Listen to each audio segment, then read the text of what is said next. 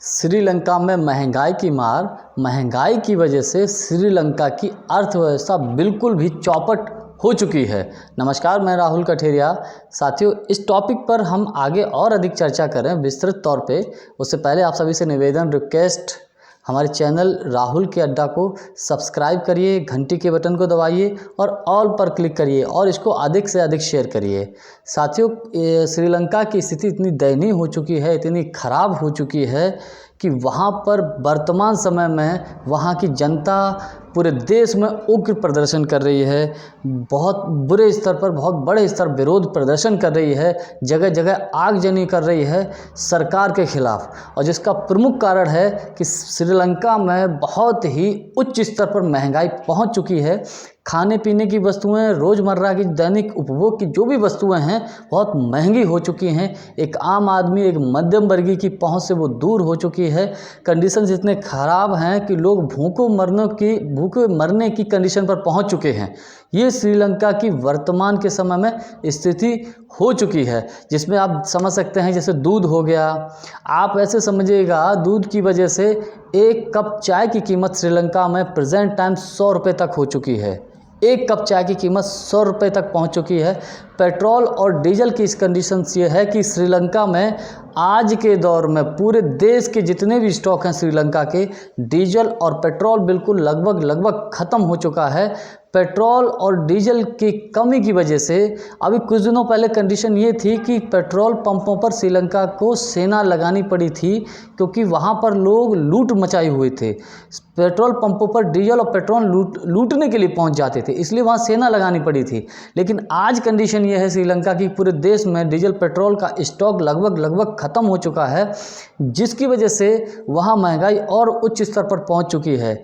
स्थिति इतनी ख़राब है कि डीजल की कमी की वजह से श्रीलंका में जितने भी बड़े बड़े बिजली संयंत्र चलते हैं वो सारे के सारे बिजली संयंत्र लगभग ठप हो चुके हैं। और जिसके कारण श्रीलंका में प्रेजेंट टाइम लगभग 13 से 14-15 घंटे तक की बिजली कटौती करनी पड़ रही है वहाँ की सरकार को। और बिजली कटौती की वजह से छोटे मोटे उद्योग धंधे जो है बंद हो चुके हैं। और कंडीशन इतनी ख़राब ये यहाँ तक है कि सपोज़ करिए किसी हॉस्पिटल्स में किसी डॉक्टर्स को अगर कोई ऑपरेशन करना हो तो ऑपरेशन के लिए वहाँ लाइट की सुविधा उपलब्ध नहीं हो पा रही है। इतनी भयावह स्थिति है। स्कूल, कॉलेज, दफ्तर, हॉस्पिटल सब चौपट है, सब बंद हैं। अगर वहाँ पर किसी व्यक्ति को कोई सामान खरीदना हो तो 1.5 से 2 किलोमीटर, 2.5 किलोमीटर तक की लंबी लाइनें लगानी पड़ रही हैं। तो ये स्थिति आज श्रीलंका की हो चुकी है। और गैस हुआ, पेट्रोल हुआ, मारामारी बहुत बुरी तरीके से हो चुकी है। आप ये समझिए, जो देश एक खुशहाल देश, जो इस श्रीलंका एक खुशहाल देश, और उसकी खुद की गलत नीतियों की वजह से, महंगाई की वजह से आज श्रीलंका के लोग भूखों मरने के लिए परेशान हैं। कंडीशन इतनी ख़राब है। 1948 जब से श्रीलंका आज़ाद हुआ है, मेरा मानना है कि श्रीलंका जब से आज़ाद हुआ है तब से श्रीलंका आज अपने जीवन के सबसे बुरे दौर से गुजर रहा है।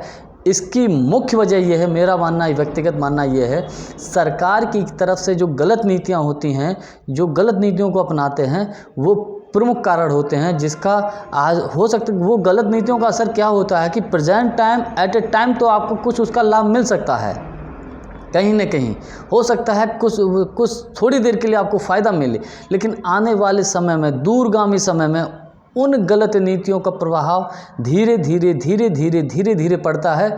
और इस कंडीशन में पड़ता है कि श्रीलंका की स्थिति, कोई देश बर्बाद हो चुका होता है। सपोज़ करिए, एक तरीके से कहावत के तौर पे हम ऐसे समझ सकते हैं कि एक दीमक किसी पेड़ को जिस प्रकार से बर्बाद कर देती है, जिस प्रकार से उसको बिल्कुल जड़ से ख़त्म कर देती है, उसी प्रकार से श्रीलंका की अर्थव्यवस्था इस वक्त बिल्कुल ख़त्म हो चुकी है, चौपट हो चुकी है, बिल्कुल बर्बाद होने की कगार पर है। वहाँ की सरकार की गलत नीतियों के कारण और इसमें गलत नीतियों की वजह से ये सब हुआ है।